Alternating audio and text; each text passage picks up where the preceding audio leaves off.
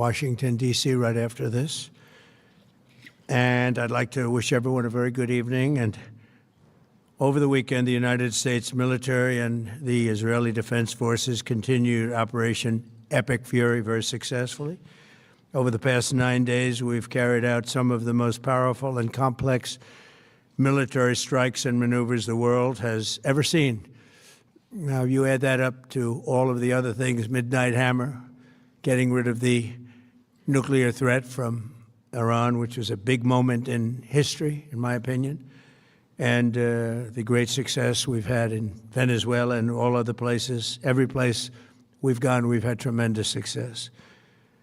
But while we're doing all of these things, we're achieving major strides toward completing our military objective. And some people could say they're pretty well complete. We've wiped every single force in Iran out very completely. Most of Iran's naval power has been sunk. It's on the bottom of the sea. It's almost 50 ships. I was just notified it's 51 ships. I didn't know they had that many. Didn't last very long. And these are fighting vessels. They're meant to fight, but they're not meant to fight against us. We continue to target Iran's drone and missile capabilities. Their drones are way down. Their drone manufacturing's been hit starting today. We know all of the places they manufacture the drones, and they're being hit one after another. Their missile capability is down to about 10%, maybe less. We're also hitting where they make missiles and where they deliver missiles. We've struck over 5,000 targets to date, some of them very major targets, and we've left some of the most important targets for later in case we need to do it. If we hit them, it's going to take many years for them to be rebuilt, having to do with electricity production and many other things. So we're not looking to do that if we don't have to. But they're the kind of things that are very easy to hit, but very devastating if they are hit. We are waiting to see what happens before we hit them. We could take them all out in one day, but it's all resulting in a 90% decline in various things, but in particular, Iranian missile launchers and 83% drop in drone launchers. As you know, the drone launchers are pretty well shot, but we're at over 90% decline in the Iranian missile launchers, which is very hard to reproduce and very hard to get. And usually what we were able to do through great equipment, a lot of smart people, as soon as they sent a missile up from a launcher, we were able to knock out that launcher within a period of 5 minutes or less, accurately, right on the noggin. So now we have low-cost interceptors effectively combating Iranian drones, and our B-2 bombers recently dropped dozens of 2,000-pound bombs to destroy missile launchers all over Iran and buried deep under Iranian soil in many cases. The soil was no match. And we're also annihilating the manufacturing base that the regime uses to build drones and missiles at a rate that nobody thought was possible. We're knocking them out.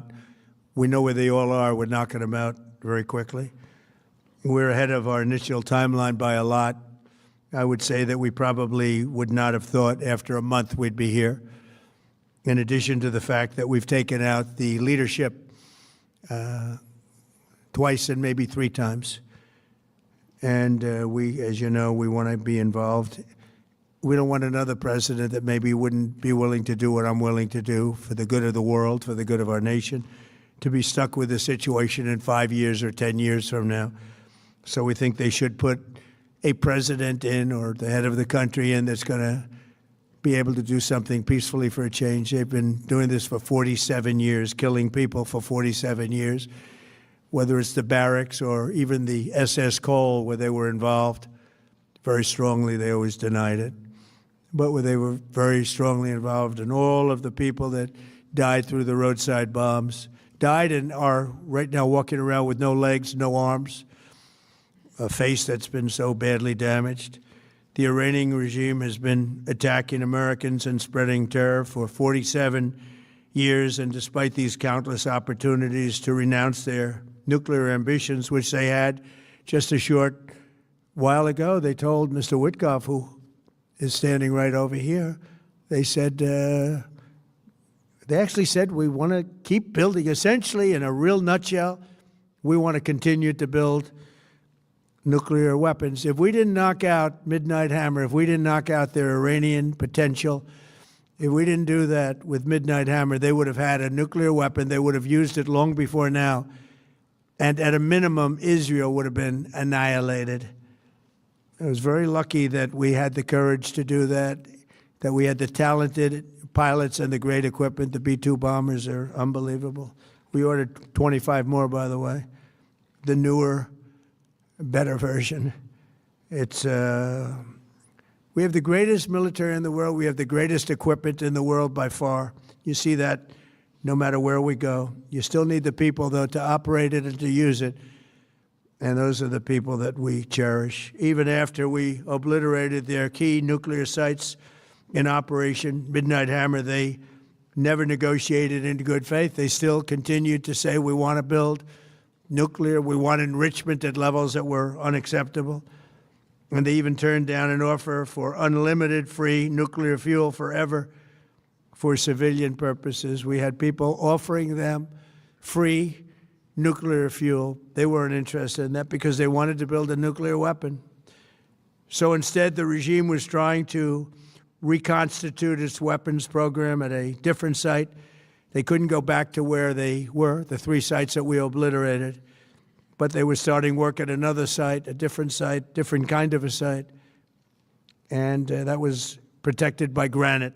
They wanted it protected. Granite's pretty good, but they wanted it protected by a lot deeper.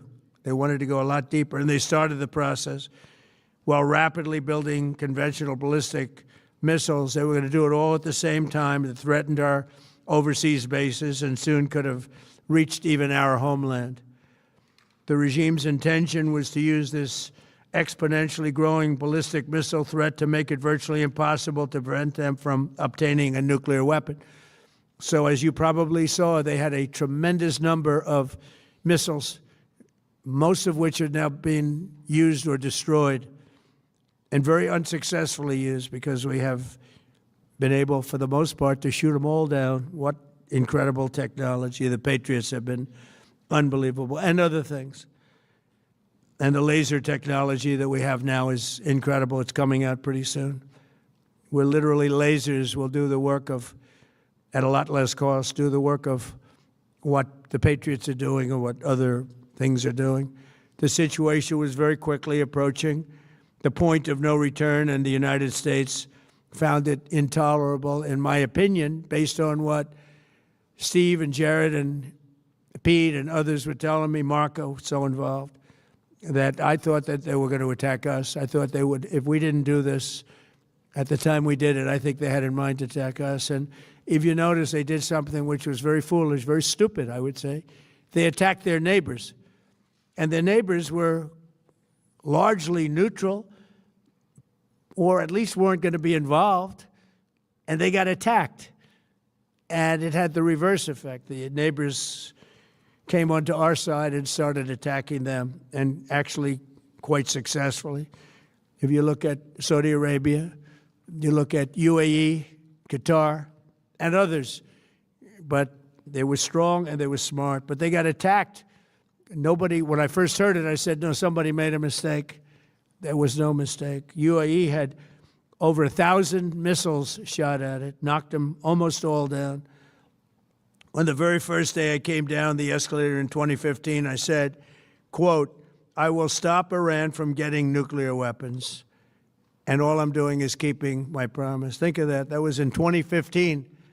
I said it. It was a threat then and a much bigger threat now, but no longer a threat, not for a long time anyway. We want to keep it that way. As we continue Operation Epic Fury, we're also focused on keeping energy and oil flowing to the world, and I will not allow a terrorist regime to hold the world hostage and attempt to stop the globe's oil supply. And if Iran does anything to do that, they'll get hit at a much, much harder level. I will take out those targets that were easy and that I mentioned just before will take them out so quickly, they'll never be able to recover, ever. If they want to play that game, they better not play that game. In the long run, oil supplies will be dramatically more secure without the threat of Iranian ships, drones, missiles, nuclear menace, or anything. So the Strait of Hormuz is going to remain safe. We have a lot of Navy ships there. We have the best equipment in the world, inspecting for mines. Again, most of their ships are down at the bottom of the sea, but we will hit them so hard that it will not be possible for them or anybody else helping them to ever recover that section of the world if they do anything. In recent years, the regime and its terror proxies have launched attacks on hundreds of commercial vessels. We're putting an end to all of this threat once and for all, and the result will be lower oil prices, oil and gas prices for American families. We've done that. We've done it. We brought it very low. This was just an excursion into something that had to be done. We're getting very close to finishing that, too. In the meantime, during this brief disruption, the United States is offering political risk insurance to any tankers operating in the Gulf. So we're putting up risk insurance. We'll perhaps go alongside of them for protection. We don't think it'll be necessary if it is. And if they do anything, the price will be incalculable. It will be so great that they will have wished they never did it, because you have to keep the straits flowing. With all of that, it affects other countries much more than it does the United States. It doesn't really affect us. We have so much oil. We have tremendous oil and gas, much more than we need. We have Venezuela now as our new partner, great partner. They've worked out so wonderful. We're working with the administration, the president, and it's a massive source of oil, gas, everything. But we're in a very good position, but very unfair to other parts of the world, like China as an example. I mean, we're doing this for the other parts of the world, including countries like China. They get a lot of their oil through the straits. So we're doing this. We have a very good relationship with President Xi in China. I'm going there in a short period of time, and we're protecting the world from what these lunatics are trying to do, and very successfully, I might add. We're also waiving certain oil-related sanctions to reduce prices. So we have sanctions on some countries. We're going to take those sanctions off till this straightens out. Then who knows, maybe we won't have to put them on. There'll be so much peace. But when the time comes, the U.S. Navy and its partners will escort tankers through the strait if needed. I hope it's not going to be needed, but if it's needed, we'll escort them right through. And we have the greatest mine-sweeping ability. We have the greatest ships, and all of the, we know exactly where they're placed. We'll get them out of there very fast, but we hope we don't have any of that. And again, if they do that, if they play that game, we're going to hit them at a level that they have not seen before. So we're winning very decisively. We're way ahead of schedule. Our military is the greatest in the world, with the greatest equipment and the greatest people in the world. Nobody's ever seen anything like it. Iran's a very powerful country. They were going to take over the Middle East. If we did not hit them, they were going to take over the Middle East. They had thousands and thousands. Since their last hit, they had thousands and thousands of missiles and everything else. Most are now destroyed. But they were going to take over the Middle East. Those weapons were aimed at Middle Eastern countries that had nothing to do with this. They were going to take over the Middle East, and they were going to try and destroy Israel. So we stopped it with good timing, and we're very proud to be involved in this, and it's going to be ended soon. And if it starts up again, they'll be hit even harder. Thank you very much for being here. Go ahead. Any questions? Thank you so much. Go ahead. Do you approve of Iran's new supreme leader? And secondly, can you tell us more about your call with Russian President Vladimir Putin today? Yes. What did you discuss? Yes, I had a very good call with President Putin. We had a lot of people on the line from our side, from his side. We were talking about Ukraine, which is just a never-ending fight. And when Look, there's tremendous hatred between President Putin and President Zelensky. They can't seem to get it together. But I think it was a positive call on that subject. And we obviously talked then about the Middle East. And he wants to be helpful. I said, you could be more helpful by getting the Ukraine-Russia war over with. That would be more helpful. But we had a very good talk, and he wants to be very constructive. Yeah, please. Yeah, please. Thank you, Mr. President. On Iran, you called it an excursion. You said it would be over soon. Are you thinking this week it will be over? No, Are you talking but soon. about days? I think soon. Okay, and with respect Very soon. Look, everything they have is gone, including their leadership. In fact, there are two levels of leadership, and even actually, as it turns out, more than that. But two levels of leadership are gone. Most people have never even heard about the leaders that they're talking about. So it's obviously been very, very powerful, very effective. to Cuba, you said that Cuba wants to make a deal. Yes. What would the United States get in return for that, and why should Americans trust Marco Rubio to negotiate it? Well, Marco Rubio is doing a great job. I think he's going to go down as the greatest Secretary of State in history. Look at what we've done as a presidency. Look at what we've done as an administration. They trust Marco, and so do the American people trust. He's been successful no matter where he's been. He also speaks the language, which is always nice and always helpful. But he's dealing, and it may be a friendly takeover. It may not be a friendly takeover. It wouldn't matter, because they're down to, as they say, fumes. They have no energy. They have no money. They're in deep trouble on a humanitarian basis. And we don't want to see that, but they were very, very bad to a lot of people, as you know, and a lot of people living on the Cuban-American vote, which I got at record levels. Very important. Those people are very important to me. I know what they went through. They went through hell. Some of them have gone on to be some of the most successful people in the country. Cuban-American business people, some of them are like the most successful in the country. And a lot of them are friends of mine, because I've been fighting this battle with them for a long time. The Castro regime was brutal, but they lived off Venezuela. Now they don't live off Venezuela. Sends them no energy, no fuel, no oil, no money, no nothing. They lived without Venezuela. They couldn't have made it. And we cut them off from everything else. So, yeah, they're going to make either a deal, or we'll do it just as easy anyway. Yeah. Please, go ahead. There's footage that shows that an American missile strike and a Tomahawk missile likely destroyed that Iranian girls' school. So will the U.S. accept any responsibility Well, I for haven't that strike? seen it, and I will say that the Tomahawk, which is one of the most powerful weapons around, is used by, is sold and used by other countries, you know that. And whether it's Iran, who also has some Tomahawks, I wish they had more, but whether it's Iran or somebody else, the fact that a Tomahawk is very generic. It's sold to other countries, but that's being investigated right now. Yeah, please. Thank you. Mr. President, you've said the war is, quote, very complete, but your defense secretary says this is just the beginning. So which is it, and how long should Americans be prepared Well, I think for you could this war say to it last both. for? It's the beginning of building a new country, but they have no Navy, they have no Air Force, they have no anti-aircraft equipment. It's all been blown up. They have no radar, they have no telecommunications, and they have no leadership. It's all gone. So, you could look at that statement. We could call it a tremendous success right now as we leave here. I could call it, or we could go further, and we're going to go further. But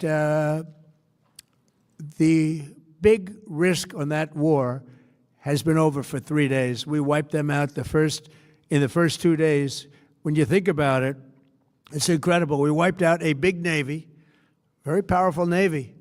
These were ships. These were serious ships. These were ships that you buy when you want to win battles. They're all on the bottom floor. The sailors are all running off the ships. They refuse to get on the ships. The Air Force is gone. Everything's gone. The missiles are down to a trickle. The drones are down to probably 25%. and they'll soon be down to nothing. We'll have where they manufactured the drones are under fire as we speak. They're being hit. So the rest is going to be a determination as to my attitude, along with the people in the Trump administration, what we want to do. Thank you. Yeah, please. Can I ask you, you mentioned you were going to waive certain additional oil waivers or sanctions. Can you talk a little bit more about that and address in particular? Well, are we're you looking to considering keep the measures oil prices down. We went artificially up because of this excursion into a very positive thing. I mean, this was an excursion that a lot of people wouldn't have done. I knew oil prices would go up if I did this, and they've gone up probably less than I thought they'd go up. But I don't think anybody thought we were going to be this quickly successful. This was a military success, the likes of which people haven't seen. We have the best military. We have the best equipment. We have, I believe, the best generals. We have the best. And this went very quickly. We talked about